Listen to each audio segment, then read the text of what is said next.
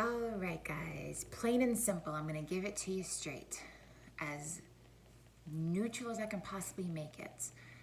Prophecy, the Antichrist. What is it? Is it even likely? A lot of people scoff at the idea because they don't believe that something can get that bad and trap everyone without anyone noticing it. So I want to just share a couple of different perspectives to show you that not only is the prophecies of the Antichrist likely, we might actually be creating it right now. Here in America, the election's in a couple days, and quite literally, this could seal everything. So I want to just share,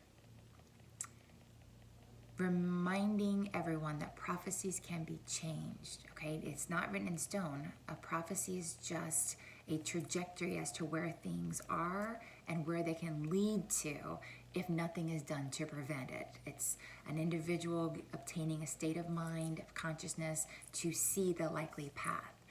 But if there is change within the collective, that can not happen.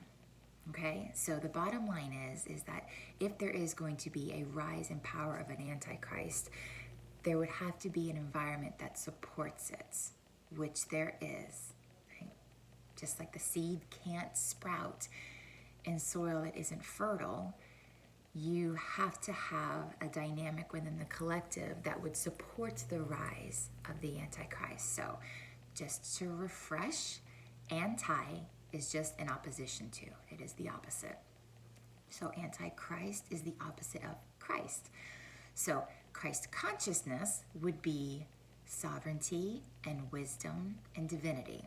So therefore the opposite of that would be oppression, it would be enslavement, it would be ignorance and selfishness.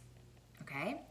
So you have these two polarities. Now, in order for this to come about, you have to have the environment that supports it. So do you think honestly that people on this planet are selfish? Do you think honestly most people are unaware of their own divinity to the true extent as to what they are? We're certainly not sovereign. Nowhere on this country, nowhere on this planet are we sovereign. I suppose maybe some indigenous tribes that haven't yet been civilized and colonized, perhaps they are living more sovereign as intended. But for the most part, yes, we are not sovereign anywhere on this planet, and we are selfish and we are ignorant. So there you go. The soil is fertile for an Antichrist to rise from that. So I'm going to give you three different perspectives as to what this Antichrist can be, so you can see just how likely this prophecy is, so you don't scoff when you see what I'm about to tell you. In order to change prophecy, the dynamics have to change drastically, right? You have to steer a far left or a far right, because if you keep going the way you're going, it's going to happen. The way things have been done on this planet for thousands of years is the same tier system. We have a pyramid, essentially. Those at the top, right? And then you have like the mid-management people, and then way down here at the bottom, us, the actual people, the population. And that's the 99% of the planet is at the bottom of the pyramid. So if we want to change prophecy, obviously we can no longer operate underneath that system. That alone should wake everybody up. Okay, so all of the governmental bodies that are on this planet operating as they are, gotta go. And I know, I get it. I don't know how it's gonna happen either, but we gotta start somewhere. Okay, so here's number one way of looking at this Antichrist prophecy, and I'm summing it up super simplified. The Antichrist is said to be an entity that rises in power. It is righteousness, and it looks as though it is righteousness, and it appeals to the masses, and they believe that it is going to be good, and that it's going to make sense, and that they're going to be able to live their life, and everyone's going to win under the system. Okay, and so it's this one person who rises to power, and then when he gets so powerful, he turns and enslaves everyone under the system in which the people supported him in. So that's one thing. Now, it is possible that one person is the embodiment of the most selfish, the most ignorant, the most separate in their divinity of the unity consciousness. It is possible that one person accomplished that goal. That's one perspective. We can all speculate as to who that might be. But the second perspective is it's a group of people within the collective. Now that's a little more likely, I think, for most of us, because the globalist agenda has been something that's been in the works since World War II. All of these different countries coming together to make all these deals and all these treaties and all these organizations. And then we have the globalist agenda of a one world government, a one monetary system for the whole planet. So I think it's pretty easy to see that the Antichrist could be packaged as progressive, as the next level of humanity, as safety for all, and everyone's going to have all of their needs met. Yay, free healthcare! Until we actually look at what that really means. And what that means is that we are all put in a box, and the box is the same for everybody. And there are people who get to live outside the box, but not for the 99%. And and that's pretty much underway now as we're speaking. We're trying to be shoved in a box here in the United States. As other countries, mind you, that are under socialist and communist rule are actually being shoved in a box. So for all of you who think that this democratic socialism thing is progressive and it's going to be a everyone wins situation, check out other countries that are being forced back into their homes right now.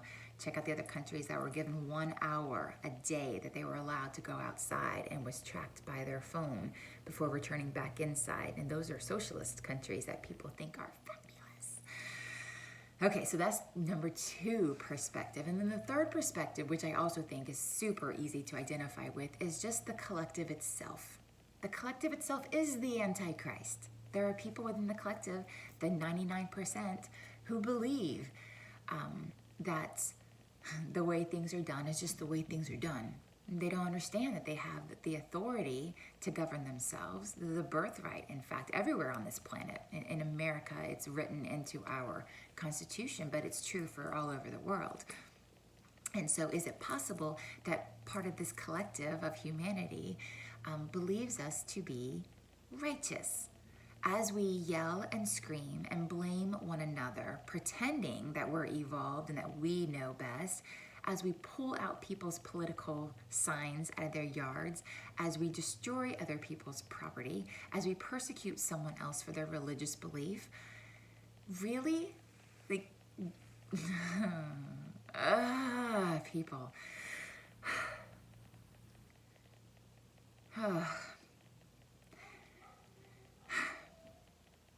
We ourselves are a problem. We're a big, big problem. The rise of the Antichrist is the rise of our own ignorance, packaged as righteousness, our own egos, getting involved, thinking that we're doing what's right. The hard fact that we all have to recognize, truly, if you are allowing the oppression of others under the guise of people being safe, you are participating in Antichrist rising. Hard fact. Because you cannot say, I care about the well-being of the vulnerable population, so because I care about these people over here, I'm going to take from you what matters to you. What you're saying is you don't care about this group over here.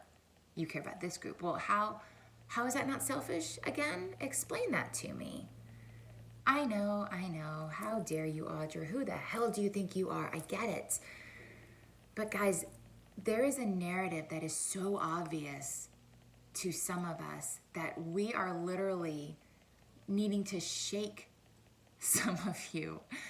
By no means do I think that I have all of this figured out, but I can clearly see sovereignty versus oppression. The mind is an easy thing to control.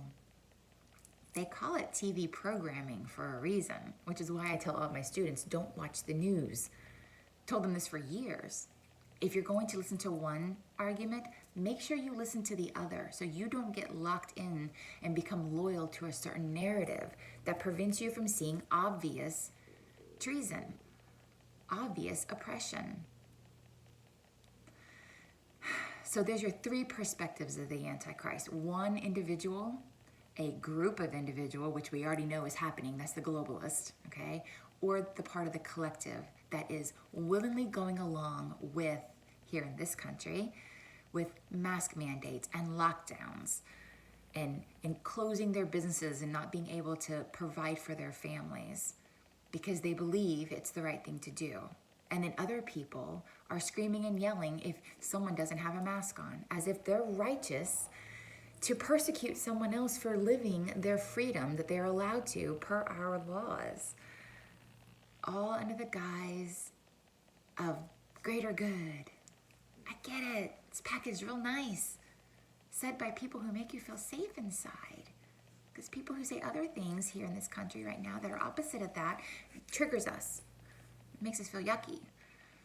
Take away the mouthpieces and just look at the logic, guys. Honestly, please. Understand that we are teetering on the ledge of a cliff here. I'm not trying to over-sensationalize, but this is serious. And here in this country, we have elections coming up. Now, I know everyone thinks that it's about the president, but we have 3 branches of government here. That doesn't even count your local and state governments that are all up, or a lot of them are up for re-election. It is our responsibility, our sovereign duty to ensure that those that we are putting our energy into supporting through our votes, that we research and make sure that the policies that they have been implementing are supportive of sovereignties, the things that matter to us. And if not, we cannot be loyal to a political party or to a persona if it is not in accordance to Christ consciousness, sovereignty. The other part of the Antichrist prophecy, which has a lot of people speculating what it could be, is the mark of the beast. And so, yes, it could be an actual physical thing. It could be a branding of sorts. It could be a microchip. It could be forced vaccines. It could be that we're all herded into FEMA camps and overseen by AI as animals. It's kept there because we're a risk to the rest of the population that isn't going along with the way that they want things to be done. And I will just note, and this is not conspiracy, this really is true, we have FEMA camps and we have prisons here in the US that are fully staffed and empty. So if you don't think that's a likely trajectory, you need to check your facts. Okay. So, however, while, as I said, it could be a physical thing, it could be herded into things, the other point to remember is, which I think is probably the most likely and easiest to implement, is just our own ignorance. That we essentially become animal-like. We lose our connection to source. We lose the light within. We lose the yearning to look for more meaning, more purpose, because the situations around us become so survivor-based. So through the lockdowns and through the food shortages and all this ridiculousness that is happening intentionally, and if you haven't known this, I'm sorry to rip the Band-Aid off, that you just haven't done enough reading worldwide from other countries and other citizens who are speaking out against their governments that have also gone rogue. There is absolutely dark forces at play on this planet right now. And you need to be very, very careful as to what you're putting your energies to, because it's tricky. And the bottom line here in America, the choices is between sovereignty and oppression, and that's it. Get past the political party, right wing, left wing, same damn bird. Here right now, this is a type of line in the sand. Where do you stand? Do you stand in support of sovereignty, or do you stand in support of oppression? And that really is it. I don't care how it's packaged, guys. I don't care. Because in the end, it doesn't matter. It doesn't matter. You taking someone else's rights from them to make you feel as though that's the right thing to do is selfish. It is. You're taking someone else's rights. You would not want that done to you. And yet, people, the masses, are supporting this. You know, it says in the biblical text that not many will follow the Christ way. I find that so difficult to believe because how hard is it to see sovereignty versus oppression? Why in the world would people opt for this? And yet the masses are, because the masses have been convinced that it's for their own good to close their businesses and to isolate themselves from life, from the events and things that enrich our lives, from other people. We've been convinced that this slavery is in our best interest. And so the mark of the beast could just be that, our own ignorance. We have not evolved. We have not realized what we're supposed to be realizing. Yet, still, after all, a beast is an animal, right? It's only interested in its survival. It is interested in food, water, shelter, maybe its own little tribe to keep us feeling safe. It's the ape. It's the big cat. Look at humanity right now. All of you who are okay with mandates here in a country that prohibits such measures, that are still supportive, that have not tried to de-seat those people, those elected officials, those public servants for us, who have gone right along with it, don't even realize we are not that far from the beast. Those who are supportive of measures that are violating other people's free will are just barely above the ape, because all the ape cares about is its own survival. And what do you think is the validation for the mask-wearing guys? Survival. Food, water, shelter. My own little family that matters to me, and I don't want them to die. So everybody wear a mask. Everybody in the whole world wear a mask. I don't care if you want to wear a mask. I don't even care if the government recommends wearing a mask, recommends closing businesses, recommends isolation. Totally fine. Totally fine. What I care about is when they are made to do it against their will. That is where I draw the line, because Christ consciousness is sovereignty. You cannot impose upon another person's free will. And so for those who are trying to align with Christ consciousness, I'm just pointing this out to you. If you are supportive of this agenda, you are not here where Christ consciousness is. And this is your wake-up call. So you got to pull your energies back from supporting people through your votes that are clearly aligned with socialist agenda. And socialist, I don't care how pretty it's packaged, guys, but I get it because I was there 5 years ago. I get it. But the wake-up is you are giving away more of your sovereignty to others to tell you how to live your life. That is the bottom line. And you can take away the parties and the figures and the faces and just look at the actual facts. You have one political party that is interested in things returning back to normal, to allow things to fully open, to take off the mask, and to keep their immune system strong and just live their life and not let it control them. And you have another group that is clearly talking about how bad things are and how much we need to lock down more, how we need to wear a mask, how it needs to be implemented, enforced for the good of the people.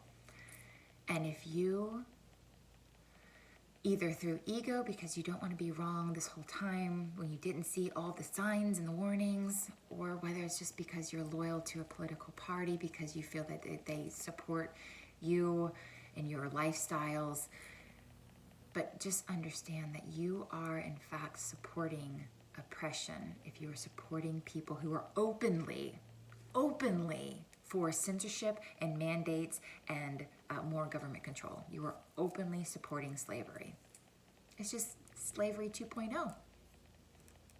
So here in America, we have some big choices ahead, and I would inspire you all to do your due diligence in researching not just the presidential stuff, but you got Congress, you got Senate, you got governors, you've got representatives and legislature. You have the whole big thing. We all need to be looking at who these people are, because they are our public servants. They are elected officials to ensure Our sovereignty is never violated. Go back and read the actual Constitution and understand this is how it works. Their only job is to ensure that our sovereignty is not violated. And there are a lot of government officials right now that are in treason. And either you, as an individual with your energy and your voice, either vote to support those that are in treason and keep them operating that way, or you shift gears. We break apart that pyramid scheme and we take back our power so that that prophecy of the Antichrist, even if it has been fulfilled or is about to be fulfilled, switches, which means we need to get involved in grassroots efforts, which means we need to be the change. And if you don't yet have a place based on where you live and what country and what have you, if you don't yet have a place to where you can get together and form your own assemblies or conventions of states and get involved in something like that here in America, and if you're looking for other resources, email me because I can list a few other resources that you can get involved with here. I just don't want to, actually globally, I could give you some resources that you can get involved with globally. I just don't want to list them here. But if anyone tells you that you just need to sit back and wait, don't you worry. You just sit back. We're going to wait this thing out. Something's going to happen. We're all going to be okay. They're a bad guy. Because the bottom line is you have to be the change. You're a creator. You can't sit back and wait for someone else to create for you. That's silly. So, we cannot have a better world, guys, if our world is not free. So for all of you who have big, huge hearts who want to make a better world, please, before it's too late, wake up and recognize that if you are voting, if you are putting your energies into individuals who are clearly not aligned with Christ's consciousness, please understand that you are ensuring that not just you continue to be enslaved and oppressed, but your family, your children, your neighbors, your town, your country, your planet is continuing to be enslaved. In order to change things, everyone on this planet has to be free. Everyone has to be sovereign. And we are given a small window right now to make this happen, to get this in, to let our voices be heard through our votes, through our prayers, through our meditations, to please liberate every soul on this planet. Source, God, Great Spirit, whatever you want to call it. Send us the energy, send us the ways, show us how. We're tired of being oppressed, ready to be living our lives as designed, sovereign, in unity, working together where everyone wins. And that's it.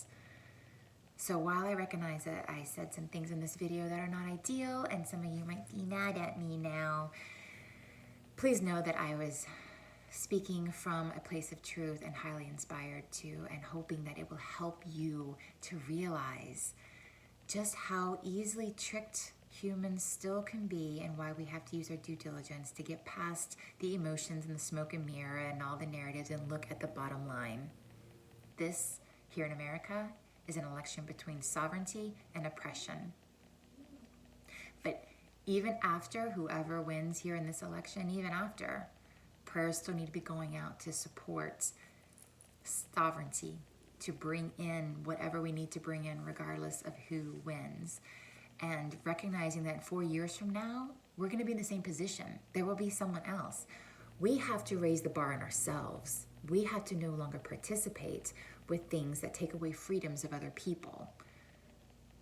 That's a big, huge thing, because again, the pyramid has been in place for thousands of years. But between child labor and trafficking and mandates and censoring, oh, it's deep.